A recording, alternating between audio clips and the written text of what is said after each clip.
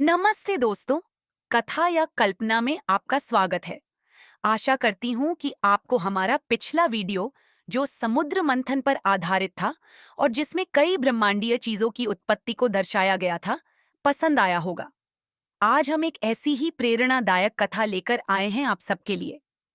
यह कहानी सूर्यवंश और चंद्रवंश की उत्पत्ति की है और कैसे हिंदू धर्म की कथाएं अन्य संस्कृतियों जैसे जैन या ग्रीक परंपराओं से जुड़ी हुई हैं।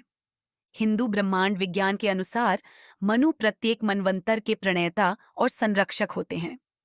प्रत्येक मनवंतर में एक मनु का शासन होता है और कुल 14 मनु एक कल्प में आते हैं। हम वर्तमान में 7वें मनु, वह वस्वत मनु के काल में जी रहे हैं। पहले मनु स्वयंभू मनु ब्रह्मा के मानस पुत्र थे, जिन्होंने मानव सभ्यता की नींव रखी। इसके बाद क्रमशः स्वारोचिष, औत्तम, तामस, रैवत और चाक्षुष मनु ने अपने अपने युग में धर्म और सभ्यता को स्थापित किया। अब 7वें मनु वैवस्वत मनु का युग चल रहा है। वे सूर्य देव और संध्या के पुत्र हैं और इन्हें मानव जाति के पिता के रूप में पूजा जाता है। वैवस्वत मनु का जन्म सूर्य की शक्ति और संध्या के तेज का प्रतीक था और उन्होंने मानवता को महान प्रलय से बचाया। एक बार वैवस्वत मनु कृतमाला नदी के किनारे तपस्या कर रहे थे, जब एक छोटी मछली उनके हाथ में आई। मछली ने उनसे बड़े मछलियों से बचाने की विनती की।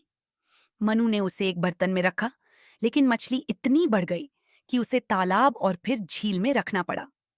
तब मनु ने समझा कि यह साधारण मछली नहीं है, वह भगवान विष्णु के मत्स्य अवतार के रूप में प्रकट हुई। विष्णु ने उन्हें चेतावनी दी कि एक महान प्रलय आने वाला है।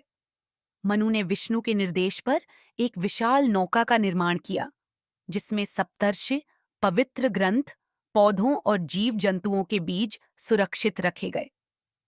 प्रलय के बाद नौका मलय पर्वत पर ठहरी और वहां से उन्होंने धरती पर जीवन को फिर से बसाया। यह कहानी अन्य संस्कृतियों में भी देखने को मिलती है। बाइबल में नोहा की कथा में भी एक प्रलय का वर्णन है, जिसमें नोहा ने भगवान के निर्देश पर एक विशाल नौका का निर्माण किया और जीवन के बीजों को बचाया। मेसोपोटामिया के गिलगमेश महाकाव्य में भी प्रलय की कथा है, जहां उत्नापिष्टिम ने जीवन को बचाने के लिए एक जहाज बनाया। ग्रीक पौराणिक कथाओं में देवकालियन और पिरा का उल्लेख मिलता है, जो प्रलय से बचकर मानवता को फिर से स्थापित करते हैं। बहरहाल वैवस्वत मनु के 9 पुत्र और एक पुत्री थीं। उनकी सबसे बड़ी संतान इला थी। कुछ लोक कथाओं के अनुसार इला का जन्म एक लड़की के रूप में हुआ, लेकिन भगवान विष्णु के आशीर्वाद से वह एक लड़के सुद्युम्न में बदल गई। बहुत सालों बाद राजा मनु ने एक अश्वमेध यज्ञ कराया और उस अश्वमेध यज्ञ के दौरान उनका सबसे बड़ा पुत्र सुद्युम्न यज्ञ के घोड़े का पीछा करते हुए हिमालय की ओर गया। घोड़ा पार्वती के दिव्य वन में प्रवेश कर गया, जो शापित था कि वहां जाने वाले सभी पुरुष स्त्री में बदल जाएंगे। सुद्युम्न वहां स्त्री इला में परिवर्तित हो गया और अपनी स्मृति भी खो बैठा। इला और बुद्धदेव, भगवान चंद्रमा के पुत्र, के बीच प्रेम हुआ और उन्होंने एक दूसरे के साथ अच्छा समय बिताया। हालांकि इला अपनी खोई हुई स्मृति और परिवार को याद करके अक्सर दुखी रहती थी। बुद्धदेव ने इला की वास्तविकता जानने का प्रयास किया और पता लगाया कि वह वैवस्वत मनु का सबसे बड़ा पुत्र है, जो इस वन में अपना मार्ग भटक चुका है। बुद्ध ने पार्वती से प्रार्थना की और इला ने शिव की तपस्या की। उनकी तपस्या और बुद्ध की प्रार्थना से शिव और पार्वती ने उन्हें वरदान दिया कि वे वन छोड़ने के बाद दोबारा पुरुष सुद्युम्न में परिवर्तित हो जाएंगे। चूंकि इला उस समय बुद्ध का पुत्र पुरुरवा गर्भ में लिए हुए थीं, इसलिए उन्होंने वहां 1 वर्ष तक रुकने का निर्णय लिया। इस बीच राजा मनु ने अपने दूसरे पुत्र इक्ष्वाकु को राजा घोषित किया, जिन्होंने सूर्यवंश की नींव रखी। 1 वर्ष बाद इला ने पुरुरवा को जन्म दिया और शिव के वरदान के अनुसार वह सुद्युम्न में परिवर्तित हो गई। सुद्युम्न अपने पुत्र पुरुरवा, जो भगवान चंद्रमा के पौत्र थे, को मानवलोक में वापस लाए। पुरुरवा को नए प्रदेशों का शासक बनाया गया और उन्होंने चंद्रवंश की स्थापना की। कई लोग मानते हैं कि यह भगवान शिव द्वारा जानबूझकर किया गया था, ताकि चंद्रवंश को मानवलोक में स्थापित किया जा सके। यह वंश कालांतर में महाभारत और भगवान कृष्ण जैसे महान व्यक्तित्वों के कारण प्रसिद्ध हुआ। राजा भरत, जिनके नाम पर हमारे देश का नाम भारत पड़ा, भी इसी वंश के राजा थे। दूसरी ओर इक्ष्वाकु के सूर्यवंश ने गंगा के मैदानों पर लंबे समय तक शासन किया। यह वंश त्रेता युग में प्रसिद्ध हुआ, जिसमें भगीरथ, जिन्होंने गंगा को पृथ्वी पर लाने का कार्य किया, दशरथ और भगवान राम, विष्णु के अवतार, जैसे महान राजा हुए। जैन परंपरा के अनुसार इक्ष्वाकु को ऋषभदेव के रूप में भी जाना जाता है, जो पहले तीर्थंकर थे और भगवान राम के वंशज माने जाते हैं।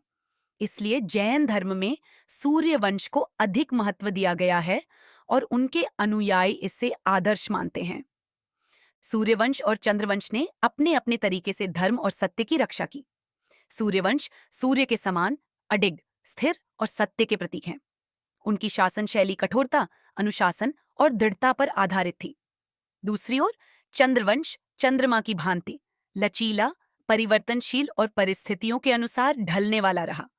उन्होंने रणनीति, नीति और परिस्थितियों के अनुसार धर्म की रक्षा की। हालांकि इन दोनों वंशों की प्रवृत्तियां भिन्न थीं, लेकिन इनका उद्देश्य समान था, धर्म और सत्य की स्थापना। सूर्य की निरंतरता और चंद्रमा के परिवर्तन के संतुलन से यह सिखाया जाता है कि स्थिरता और लचीलापन दोनों ही धर्म की सेवा के लिए आवश्यक हैं। यही कारण है कि दोनों वंश अपने अपने मार्ग से संसार को धर्म और न्याय का आदर्श प्रस्तुत करते हैं। इसी तरह हमारे बीच ऐसे लोग भी होते हैं जिनका सूर्य मजबूत होता है।